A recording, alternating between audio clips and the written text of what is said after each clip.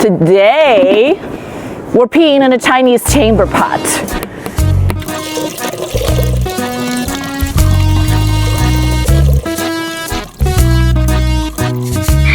How is it that in Shanghai, the greatest city in China, they'll use a chamber pot until like right before the end of 2025? Whoa. That wiring. Throw your poop here. Today, we're taking you through the history of Shanghai's lane houses, the equivalent of New York's tenement housing in the early 1900s. Welcome to the 1960s in China. Why people there had no personal bathrooms for more than half a century, and why Shanghai paid the price of 10 Shanghai Towers, so people won't have to use the chamber pot again.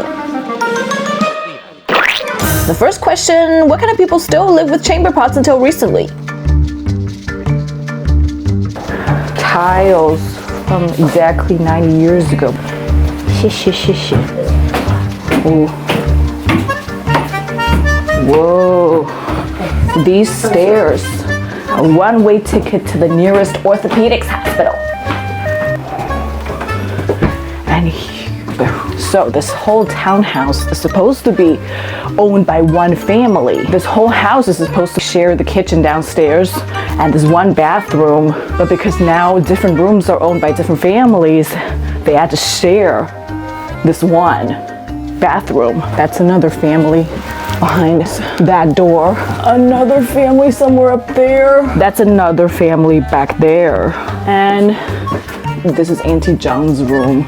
Right here. She said she, her husband, and her late mother lived for 20 years in this 25 square meter room with no kitchen or bathroom, and it's already the biggest room in this whole house. These in Shanghai are called lane houses, wooden masonry townhouses from the 1930s. The urban legend is that when there were new, well-to-do families would have bought one of these with bars of gold. Well, that's what film star Lily Yuan did. She got hers for the price of 10 gold bars. Owning such a house would have been remarkable, considering during and after World War II's destruction, up to 50% of Shanghainese people lived in slums. 80% of people had no indoor plumbing.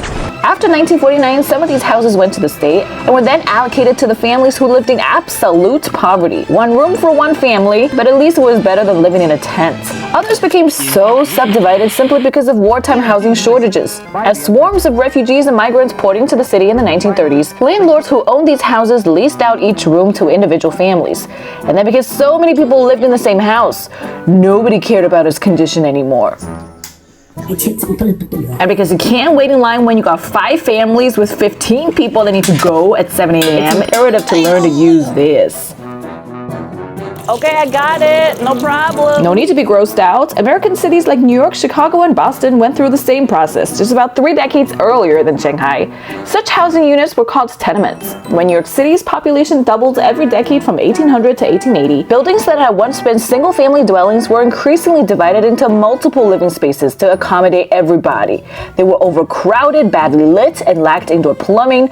By 1900, 2/3 of NYC's population were in tenement housing. But don't get me wrong, even today, these houses are still one of the most expensive by square meter in this scintillating city. And this is how people had lived in this $500,000 room for 50 years. 干嘛？哎，好了吧，好了吧，好了吧，那意思啦，出来不啦？好了，进去，快点给我出来了啊！按照这边出来，我弄灯关它。哎呀，不要喊嘛，喊啥？听不懂那边搞啥么子，搞上喊我。出来！你上厕所。Hence, part of that 10 Shanghai Towers money went to Auntie Zhang's. The government worked for 6 months to build a new bathroom in her room, and now she has her own toilet. The remodeling cost the city 50,000 kuai, but Auntie Zhang is just glad she didn't have to pay a penny. Ooh, really gorgeous. Okay, rejoice because at least that house had a toilet, because the one that we're about to go to has none. Historically, this 2-story structure was meant for the servants that belonged to the rich masters that lived in the nice houses like Auntie Zhang's. New bathrooms had just been built for the 3 families here. Space is extremely limited, so they had to be all over the place. Okay, let me start again. So that family has their toilet in here, and then all of their family their toilet is here. That's just kind of the reality because otherwise there would be no space. The city also has block after block of these cheap wooden pre-war homes for the working class of the time. Also no bathrooms. Living in this house meant you had to empty the pot outside. But be careful, you got 5 gallons of pee in there. What? Okay, where's the poo pouring station? 关掉啦! These government people just move like grease lightning. Okay. Because the station is no more. I had to search around for 200 meters for a public bathroom to pour out the pee. Disaster. But this wouldn't be weird at all for veteran chamber pot users. If you had lived in a workers' new village like this one, you normally only have one public bathroom at the entrance. If you were to live here in one of these buildings, you would walk out with your chamber pot. And you would go. You would go. You would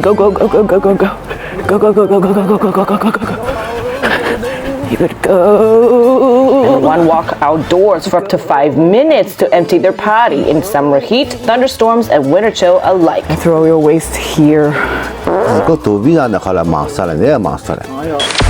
But back to the question, what are the workers' new villages? Fast forward to 1950, it is now the People's Republic.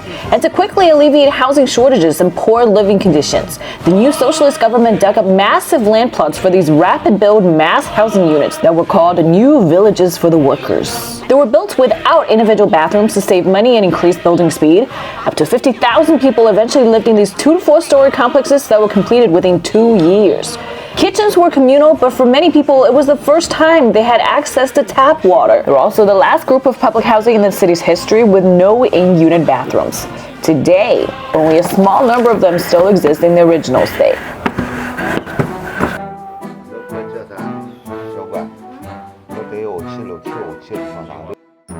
This is another family.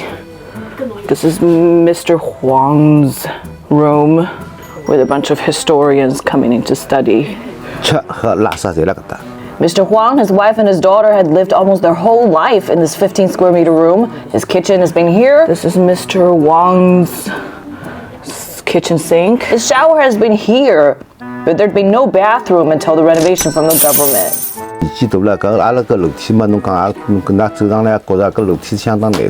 And here, you're gonna walk like this. Oh, right here. Living in such a complex, it'd be quite normal for facilities to be all over the place, and people are used to that. This used to be a small kitchen set here. I enjoy cooking, but sometimes I didn't enjoy cooking here because it would always be a bit of a, what is he cooking in? If I would have had this kitchen, I may not have moved out. Other than toilets, some patchwork has been done. Some district governments felt it'd be easier to demolish the whole thing and reconstruct new buildings with increased living spaces and individual bathrooms. So this will become this in 2028. I called the Housing Commission. They said during the time, families are paid up to 6,000 kwai a month to rent another home. Over the 4 years, that'll be almost 300,000 per family.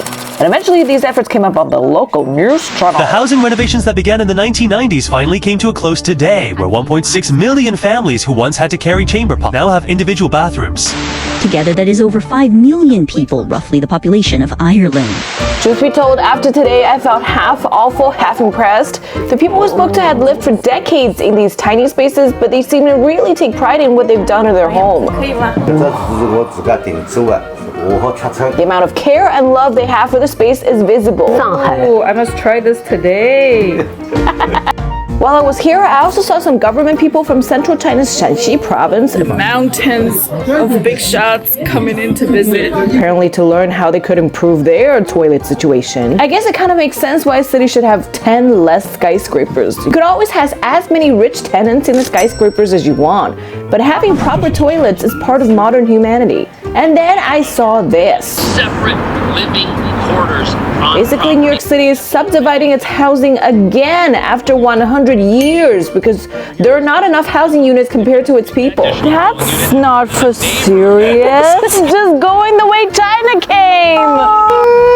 I guess I struggle to understand how New York built multiple skyscraping residential buildings in the past decade while still having this subdividing problem. Sellers that could potentially be converted to safe units. By the way, how racist is this? ADU flyer in Bangla, in Chinese, in Spanish. What are we, like the 3 cheapest ethnicities in New York City? Anyway, I guess what I saw today was just an inevitable process as cities grow across the world, from the US to Vietnam. Upgrading aging and substandard housing is a non-stop struggle for as long as the city stands. This is just what China did. So what do you guys think? Were the reconstructions helpful? Let me know in the comment section down below.